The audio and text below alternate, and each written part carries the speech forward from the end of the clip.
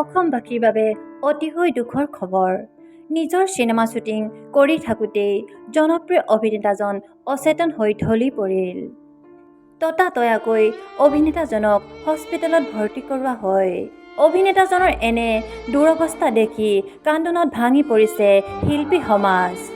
এতিয়া সকলোৰে পৰা আশীৰ্বাদ বিচাৰিছে অভিনেতাজনৰ পৰিয়ালে। নিজৰ দুৰ্দান্ত অভিনয়েৰে দৰ্শকৰ মন মোহিবলৈ সক্ষম হৈছিল বিশিষ্ট অভিনেতাজনে। হয় বন্ধু-বান্ধৱীসকল, আপোনালোকে ঠিকেই শুনিছে। হস্পিটেলত ততাতৈয়াকৈ ভৰ্তি কৰোৱা সেই জনপ্ৰিয় অভিনেতাজন হৈছে দক্ষিণৰ তাৰকা অভিনেতা কমল হাছান। যোৱা 23 নৱেম্বৰৰ পৰাই অভিনেতাজন জ্বৰত আক্ৰান্ত হৈ আছিল আৰু বুধবাৰে তেওঁৰ স্বাস্থ্যৰ অধিক অৱনতি ঘটাৰ বাবে তেওঁক হস্পিটেলত ততাতৈয়াকৈ ভৰ্তি কৰিব লগা হয়। বৰ্তমান তেওঁৰ স্বাস্থ্য কিছু পৰিমাণে উন্নত হৈছে বুলি জানিব পৰা গৈছে।